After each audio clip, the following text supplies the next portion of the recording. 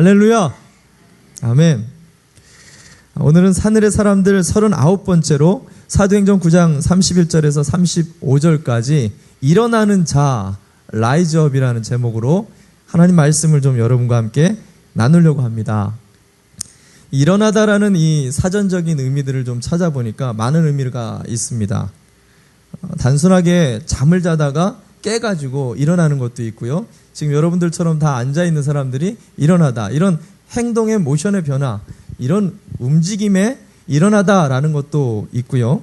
또 하나는 어떤 사건이 시작되어지는, 사건이 일어나다라는 의미도 있고요. 또 우리의 감정 속에 어려움을, 또 우울함을 떨쳐버리고 일어나다, 이런 감정적인 의미들을 갖기도 하고, 이 외에도 사전을 찾아보니까 한 5가지, 6가지 다른 용어에 비해서 의미가 굉장히 많이 들어있더라고요. 특별하게 이 신약에 등장하는 예수님의 제자들 중에 이 잘 일으키는 사람 한 명이 있습니다. 잘 일으키는 사람, 누굴까요? 우리가 잘 알고 있는 이 베드로라는 사람입니다. 오늘 본문에도 등장하죠. 베드로라는 사람은요, 참 잘 일으켜요. 뭘 잘 일으키느냐? 사고를 잘 일으켜요. 하지 말라는 것을 꼭 하고요. 꼭 배신하지 않는다라고 얘기하면서 3번이나 배신을 해버리고요. 제사장의 종의 길을 갖다가, 말구의 길을 잘라버리지를 않나? 또 사람들하고 화평하고 손을 닦고 발을 닦아주면서 서로 사랑하라 했더니 바로 끝나자마자 제자들하고 싸우고 있고, 예수님께로 나오고 있는 제자들은 막 밀쳐버리고 환자들을 못 오게 막는 이런 사고와 사건들을 일으킨 사람이 바로 이 베드로였다. 근데 베드로가 성령을 받은 다음부터는 영적인 운동을 일으키는 전혀 다른 사람으로 성경에는 등장하고 있다는 거죠. 우리가 잘 알듯이 무려 40년이나 성전 미문에 앉아 있었던 이 앉은뱅이를 금과 은은 내게 없으나 내게 있는 건 내게 주니 곧 나사렛 예수의 이름으로 일어나 걸으라. 탁 했더니 일으켜버렸죠. 오늘 본문의 루다에서도 중풍병에 걸렸었던 이 애니아라는 이 사람을 갖다가 일으켜버리고, 또 더 나아가가지고 다음 주에 우리가 살펴보게 될 이 요빠라는 지역을 갔더니 이 다비다라는 이 과부를 갖다가, 이 과부가 뭐하고 있었어요? 죽어 있었어요. 죽은 사람을 갖다가 잡아도 딱 낚아채기만 하면 일으킬 수 있는 능력이 베드로에게 있었다. 근데 단순하게 우리가 액면 그대로 성경을 보면 단순하게 자던 사람이, 죽었던 사람이, 저는 사람이 일어났다라고 볼 수 있지만, 일어나다라는 의미는 성경에서 많은 메시지를 갖고 있다라는 거죠. 이 안에는 40년 동안 소망이 없었던 이스라엘이 하나님의 영광 가운데로 나오는 회복을 맛보는 메시지를 가지고 있다라는 거예요. 오직 예수의 이름을 믿는 자들 안에 이러한 영적인 회복이 일어날 거다라는 상징적인 사건들이라는 거예요. 뿐만 아니라 오늘 등장하고 있는 이 애니아라는 사람, 다음 주에 등장하는 이 다비다라는 사람들 안에 그것을 잘 이렇게 조사해 보면은 결국 예루살렘 교회가 이제 예루살렘 안에서 벗어나 이방을 향하여 나아가는 전 우주적인 열방을 향한 교회로 하나님이 일으키고 있는 사건이다라는 거예요. 거기에 오늘 베드로가 그렇게 쓰임받고 있는 일으키는 사건이 오늘 본문에는 등장하고 있다라는 것입니다. 저는 이 사건을 오늘 묵상하면서 저는 여기서 우리의 일어남을 보게 됩니다. 사실은 여기 앉아있는 저나 여러분들은 베드로와 같이 잘 일으키는 사람이었죠. 돌아다니면서 문제만 일으키는 사람들. 나만 몰라요. 나만 모르고 주변 사람들은 다 알아요. 그죠? 아직도 모르시는 분들 계시는 것 같은데, 나만 모르고 사고와 사건들을 일으키고 돌아다녔던 자가 바로 저였어요. 우리였어요. 근데 성령께서 우리 가운데 임하자 우리가 어떤 사람이 됐어요? 가정을 일으키는 사람으로, 이웃들을 일으켜주는 사람으로, 민족을 일으켜주는 하나님의 영적인 제사장들로, 일으키는 자들로 세워주셨다라는 거예요. 할렐루야! 저와 여러분을 그런 일으키는 자로 오늘도 부르시는 것을 믿으십니까? 만약에 그렇다면 오늘 베드로가 일으키고 있는 이 사역을 주목해서 볼 필요가 있어요. 오늘 이 사역 가운데는 베드로가 일어나고 있는 장면이 나옵니다. 그리고 그의 일으킴을 통해서 그가 몸담고 있는 공동체를 일으킬 뿐만 아니라 그가 가는 모든 영혼들을 어떻게 일으키고 있는지 일으키는 자에 대해서 면밀하게 등장하고 있다는 거예요. 저는 오늘과 다음 주까지 라이즈업, 일어나는 예수인, 이런 모토로 여러분과 함께 하나님 말씀의 은혜를 좀 나누고 함께 결단하는 시간을 가지려고 합니다. 그 첫 번째로 오늘 본문에서 누가는요, 우리의 인생 속에, 신앙 속에 일어나려면 성령의 인도를 받아야 된다라고 이야기합니다. 제일 먼저 성령의 인도를 받아야만 우리 인생 속에 일어나는 은혜를 누릴 수 있다라고 얘기합니다. 사도행전 9장 31절 말씀 한번 볼까요? 31절 이렇게 시작합니다. 제가 읽어드리겠습니다. 그리하여 온 유대와 갈릴리와 사마리아 교회가 평안하여 든든히 서가고 주를 경외함과 성령의 위로로 진행하여 수가 더 많아지니라. 아멘. 여러분이 생각하실지 모르겠지만 우리가 지지난 주에 이 사울이라는 청년이 예수님을 핍박하다가 다메섹 도상에서 변해가지고 이제 예수님을 증거하는 사람으로 바뀌었잖아요. 그러면 좀 이렇게 잘 이렇게 성숙하게 신앙생활을 잘해야 되는데 지지난주에 우리가 살펴봤던 것처럼 예수를 핍박하다가 돌아왔는데 이제 또 베드로와 같이 사고를 치고 돌아다녀갖고 그가 다소 자기의 고향으로 가게 되잖아요. 그 이후에 예루살렘 교회가 이제 평안하였더라.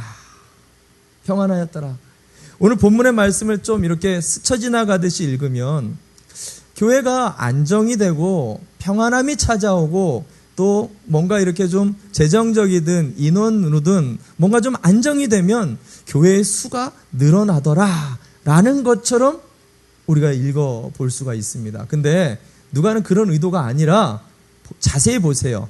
그 수가 늘어나더라 라는 그 말을 수식하고 있는 표현이 있습니다. 그게 뭐냐면 성령의 위로로 라는 표현이에요. 주의 경외하심과 성령의 위로로 교회가 수가 늘어났더라. 교회가 부흥했다더라. 교회가 건강해졌다더라. 여러분, 하나님의 몸된 교회와 하나님의 사람들은 안정감이나 안락함을 통해서 부흥할 수가 없어요. 여러분, 이것을 꼭 아셔야 됩니다. 우리의 마음과 심리 속에요, 안정을 찾으려고 하는 마음이 있어요. 안락해지려고 하는, 평안함이 곧 부흥이다라고 생각하는 사람들이 있어요. 근데 여러분, 그 평안함과 그 안락함을 쫓다 보면은요, 교회는 안주하게 돼요. 교회는 그 자리에 주저앉아버리게 되어진다라는 거예요. 반대로 안락함이나 안정감을 쫓는 게 아니라 성령을 쫓아나가게 되어질 때 그 성령을 통해서 깨치심과 변화와 갱신 가운데서 날마다 교회는 일어나는 은혜들을 경험하게 된다라는 사실입니다. 그럼 한번 볼까요?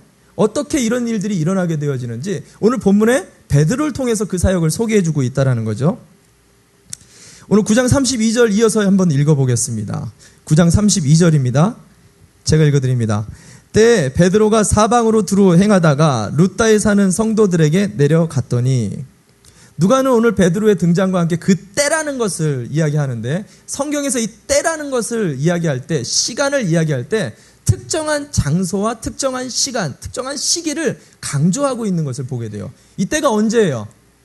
교회가 안정을 찾았을 때, 그냥 가만히 있어도 성도들이 막 들어오게 되어졌을 때, 그때 오늘 베드로가 어떻게 했다고요? 두루 다니며 전도하러 돌아다녔다라는 거예요. 여러분, 이게 이해가 되세요? 이게 말이 됩니까? 교회가 부흥을 하면 전도를 하러 돌아다니게 되나요? 물론 그렇게 할 수도 있죠. 근데 일반적으로 교회가 부흥되고 안정이 되면 우리는 전도 안 합니다. 이거에 아멘 하면 안 됩니다. 이거에 아멘 하면 안 됩니다. 왜 안 합니까, 전도를? 가만히 있어도 성도들이 찾아오잖아요. 가만히 있어도 절로 그냥 자동으로 교회가 부흥하잖아요. 이게 현대교회의 모습이잖아요.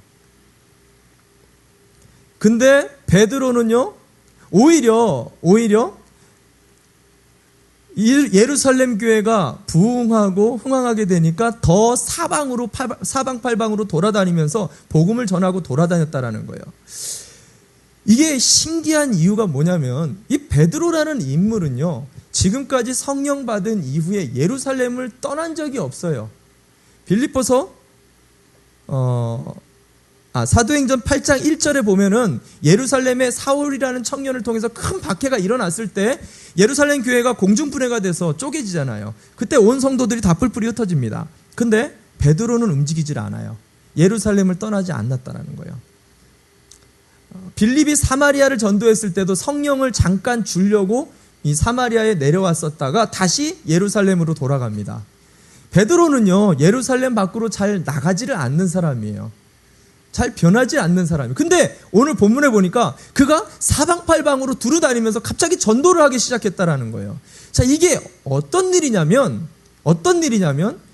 여러분, 성령의 이끄심이 오늘 베드로 가운데 있다라는 것을 누가가 이야기하는 거예요. 오늘 성령의 위로라고 표현을 했지만 사실은 이 파라클레시스라는 이 헬라어 원어는요, 성령이 옆에서 도와준다, 격려하고 궁극적으로 그를 끌어준다, 인도한다라는 성령의 인도를 얘기하는 거예요.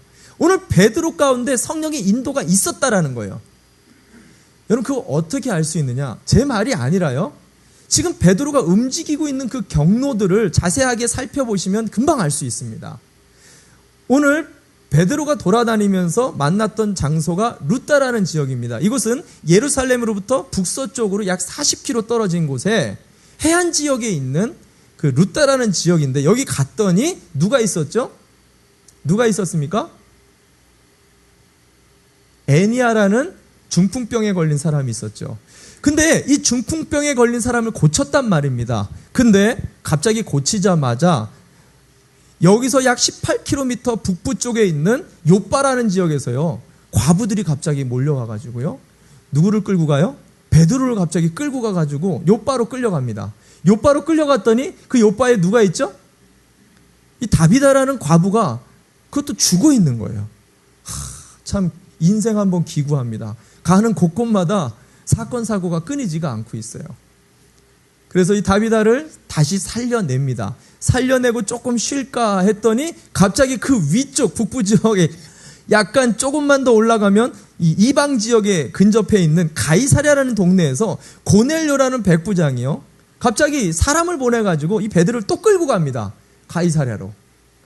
지금 루다에서 요빠 그리고 가이사랴까지 계속해서 이 행로가 우리가 이렇게 자세히 보면은요, 베드로가 전혀 의도하지 않았다라는 거예요. 베드로가 계획하지도 않았어요. 베드로가 한 번도 생각해보지 않은 것들을 곳곳을 계속해서 끌려가고 있는 것을 보게 된다는 거예요. 여러분, 우리는 여기서 성령이 인도해 나가는 거에 길이 있다라는 것을 볼 수가 있어야 된다는 거죠. 예수를 믿는 자, 교회를 나오는 모든 사람들에게는 성령의 인도가 있습니다. 근데 그 인도 속에는요, 길이 있어요. 근데 이 길을 보면은 재밌는 것 중에 하나가 뭐냐면 그닥 달가운 길이 아니라는 거예요. 그닥 이렇게 기쁨으로 받아들일 수 있는 인도가 아니다라는 거죠. 왜냐하면 오늘 베드로가 갔던 그 세 가지의 길들 속에 있는 것을 보면 알아요. 유대인들에게 있어서 가까이 하기엔 너무 먼 3종 세트가 있어요.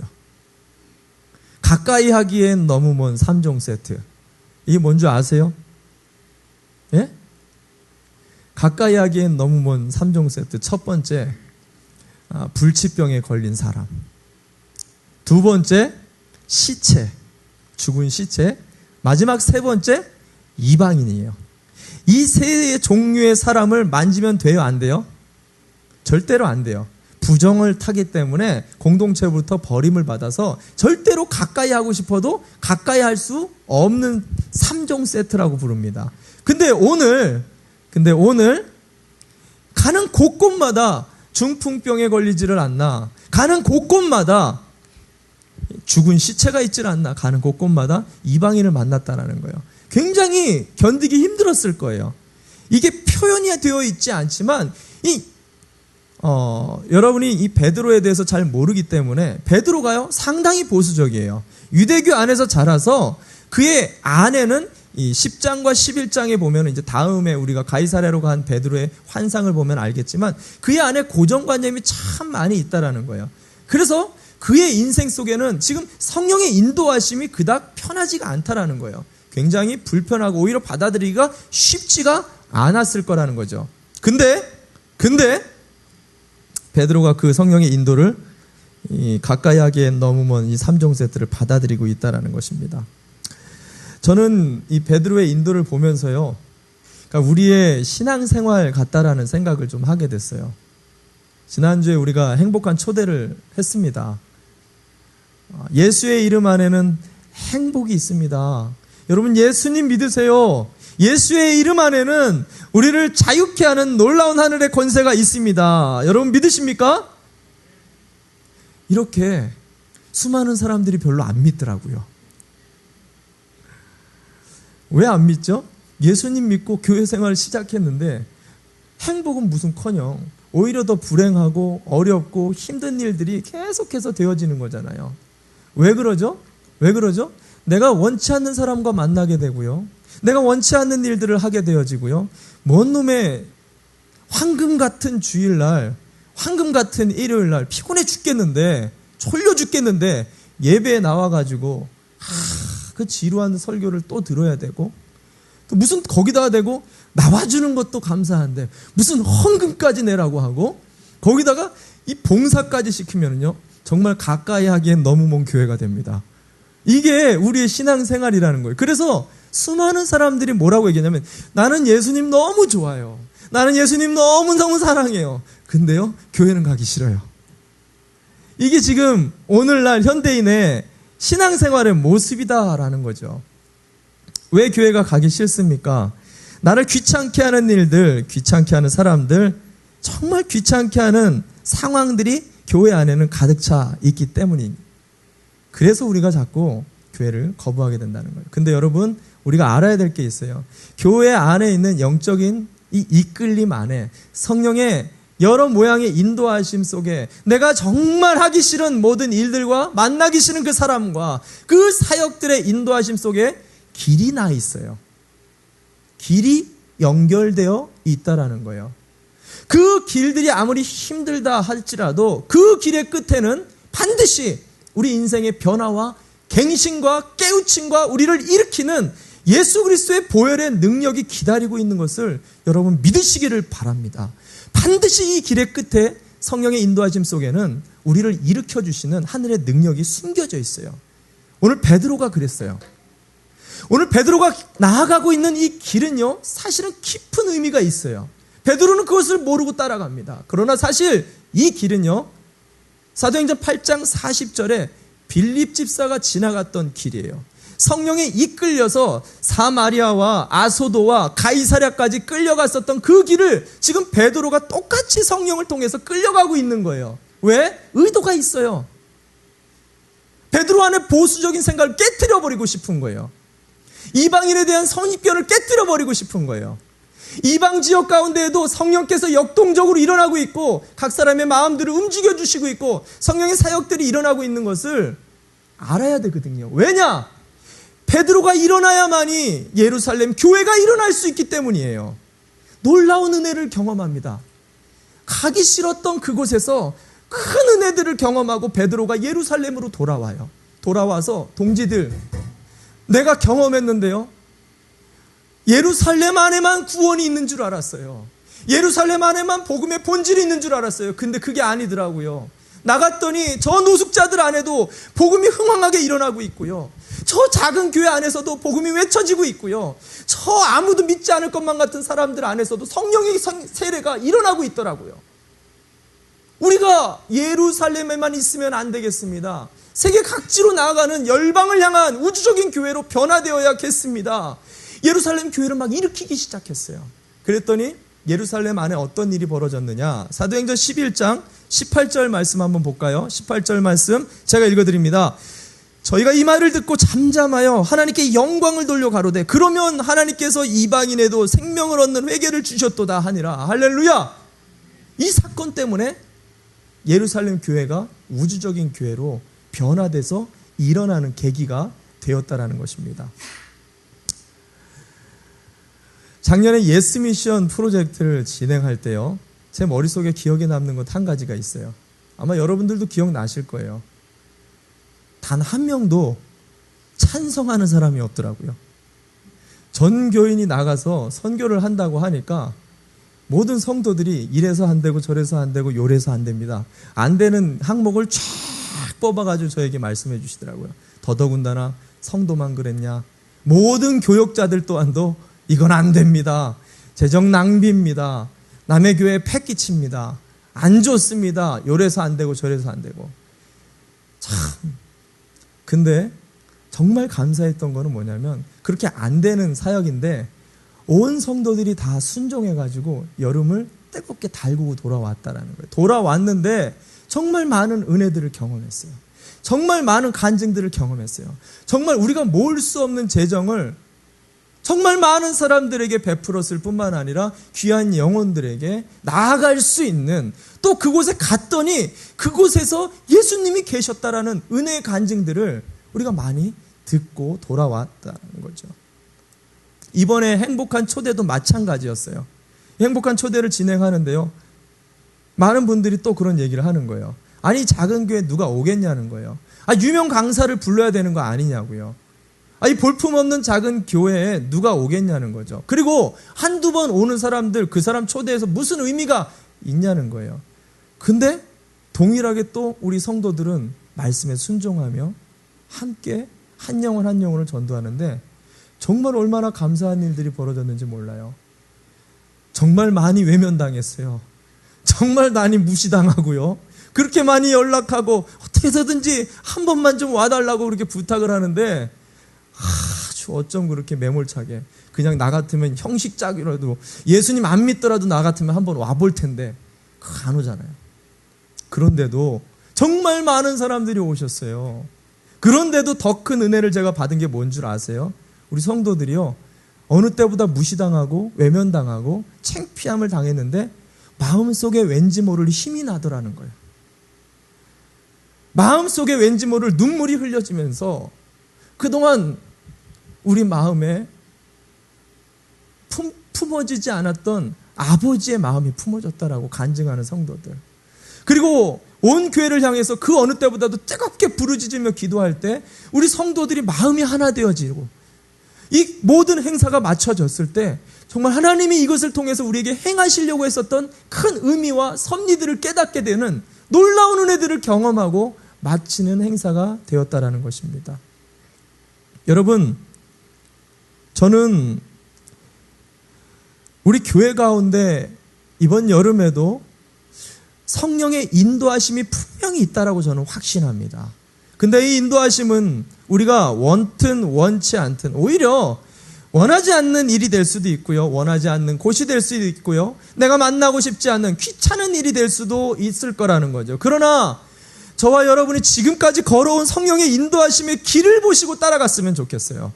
그 길 가운데 우리를 한 번도 실망시키지 않으셨고 우리의 인생을 일으켜 오시고 우리 공동체를 이끌어 가시는 성령 하나님의 인도하심 가운데 나가게 될 때 저는 우리 예수인 공동체 한 가정 한 가정이 일어나는 여름이 될 거라고 믿습니다.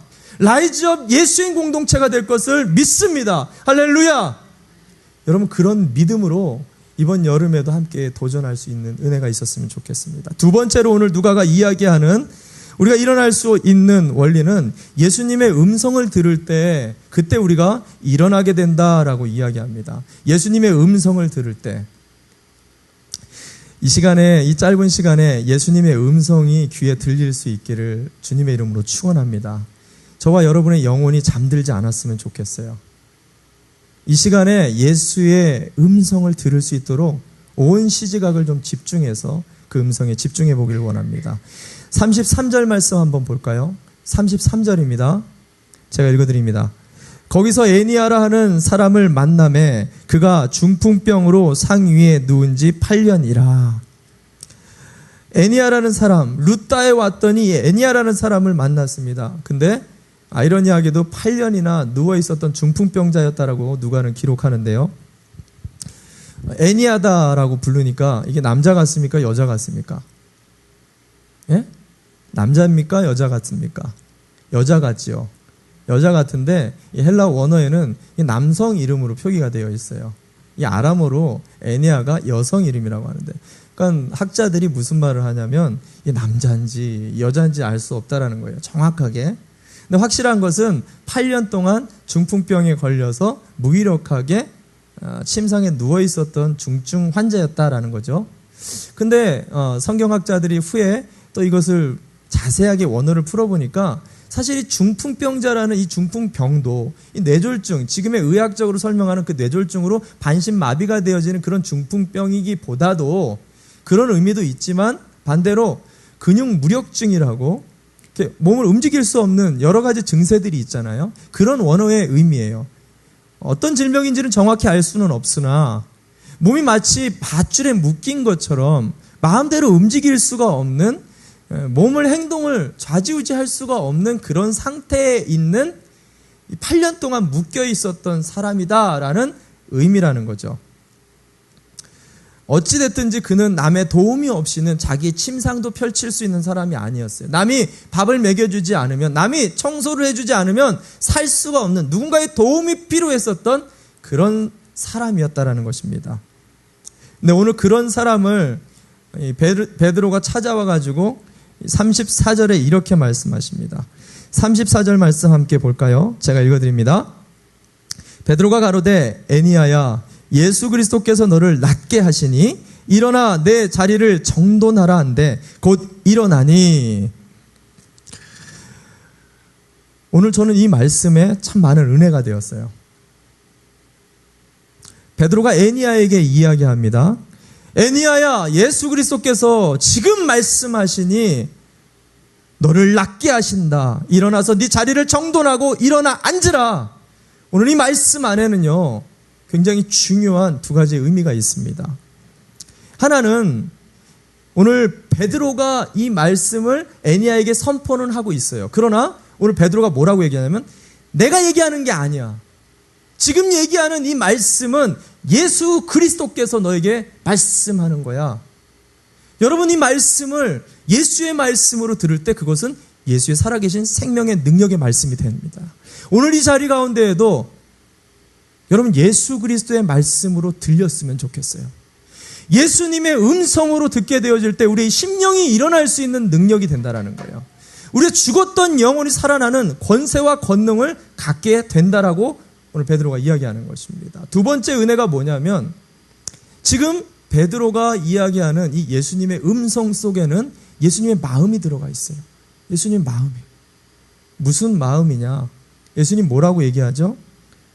내가 너를 낫게 하겠다.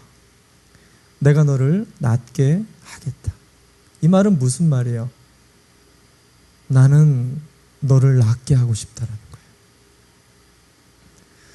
나는 지금 이 자리에 앉아있는 너를 일으켜주고 싶다라는 거예요. 너의 인생 속에 꼭꼭 묶여가지고 아무것도 발버둥 칠 수가 없는 것과 같은 고독과 외로움과 슬픔과 우울함에 갇혀서 모든 것에 매여서 아무것도 판단할 수 없고 아무것도 향방 없이 달려갈 수밖에 없는 내 인생에 빠진 내 인생을 예수님이 보시고 계세요. 그리고 내가 너를 낫게 하고 싶다. 내가 너를 반드시 자유케 하고 싶다. 내가 너를 사랑한다. 내가 너를 바라보고 있다. 내가 너를 분명히 자유케 하리라. 오늘 예수님께서 이 말씀을 선포하고 있다는 거예요. 우리의 심령 가운데 자녀 때문에 꽁꽁 묶여있는 분들이 있어요. 자녀만 생각하면 답답해서 숨이 막히는 사람들이 있어요. 배우자만 생각하면 답답해서 오금이 저려오시는 분들이 있어요. 질병만 걸렸다 하면 사족을 못 쓰고 그냥 인생 다 포기해버리고 쓰러져 버릴 수밖에 없는 두려움과 염려가 있는 사람이 있어요.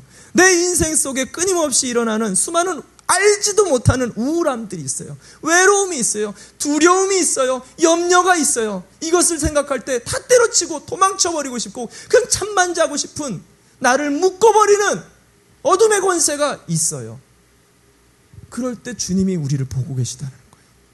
그리고는 내가 너를 정말로 낫게 하고 싶다. 내가 너를 정말로 자유케 하고 싶다. 내가 너를 일으키고 싶다. 내가 너를 반드시 일어나게 하리라. 예수 그리스도의 마음이 이 안에 들어있다라는 거예요.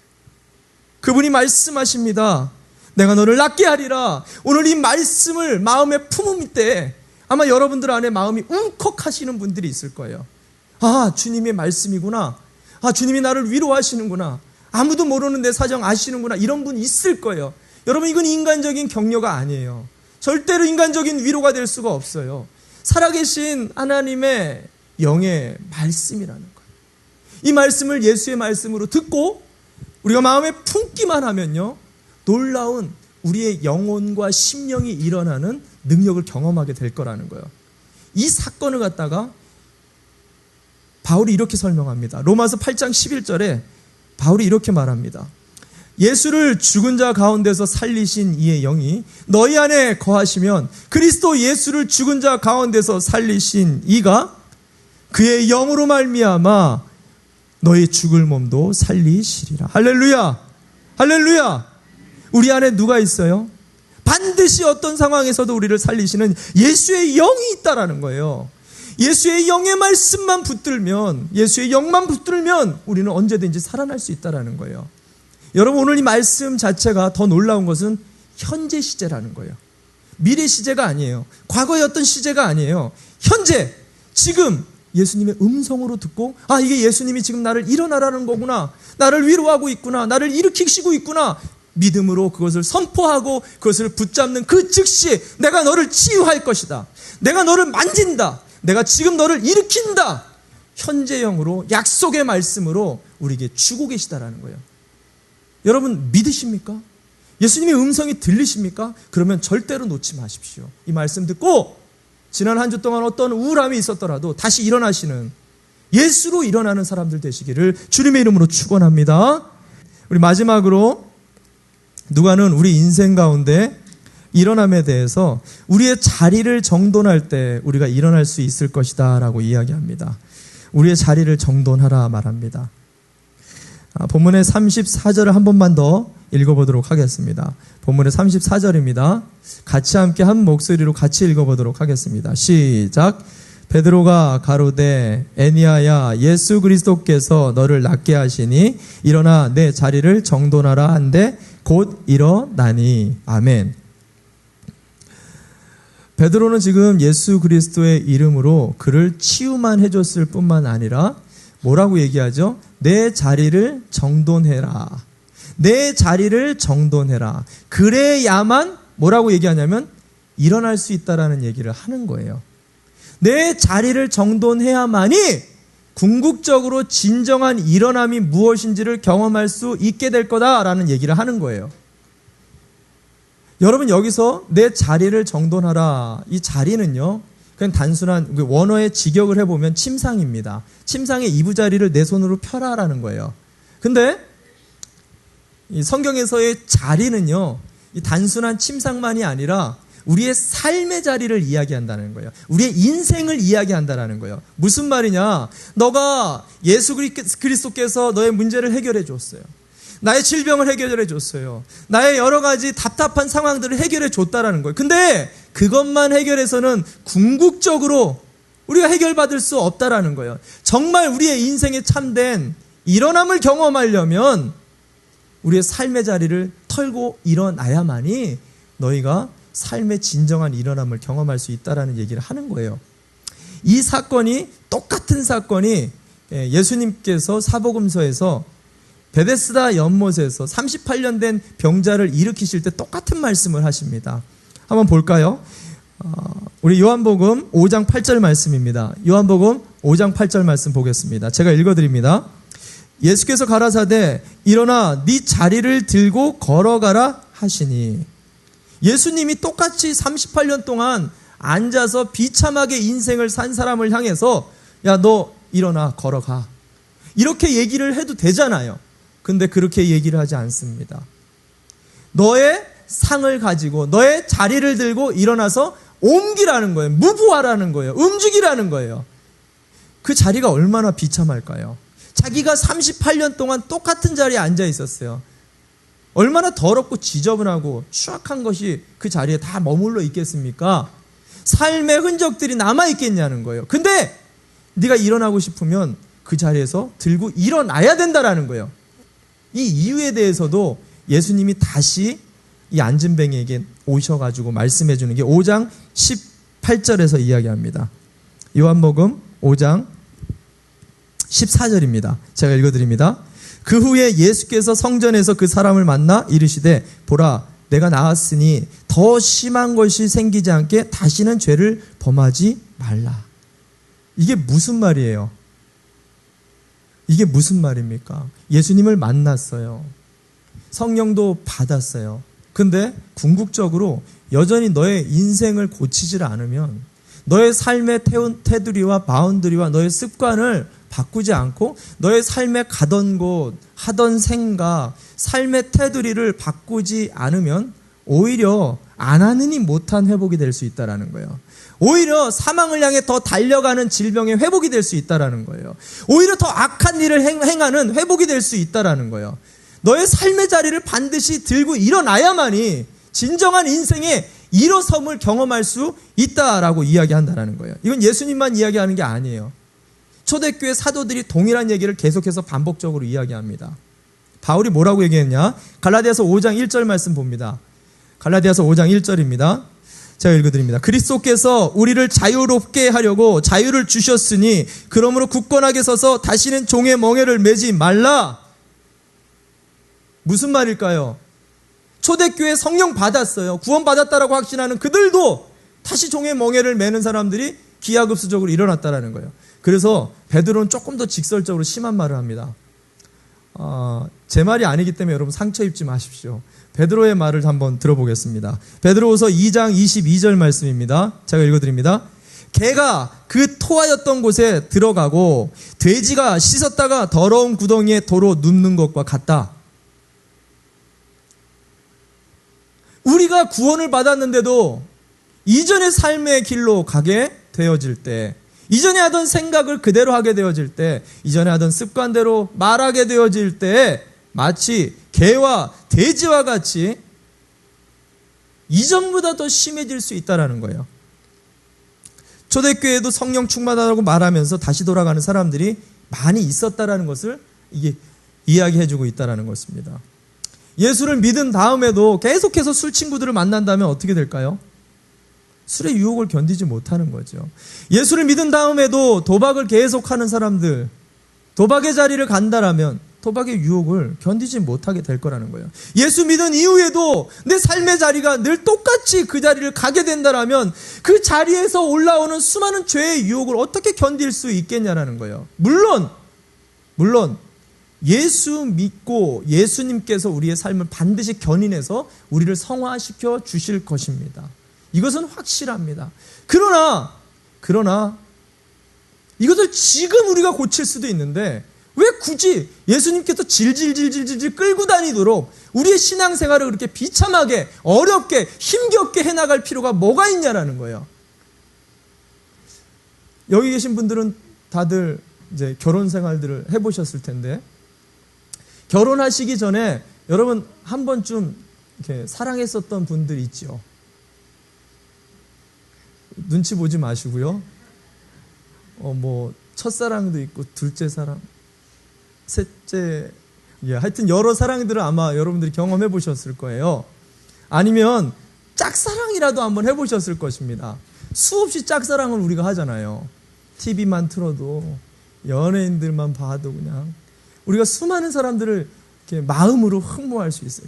결혼 전에는요, 누구를 사랑하든 누구를 만나든 전혀 상관이 없습니다. 근데 결혼 후에도 내가 만난다, 결혼 후에도 내 마음에 품는다, 결혼 후에도 그 사람을 잊지를 못한다, 이러면 문제가 심각해집니다.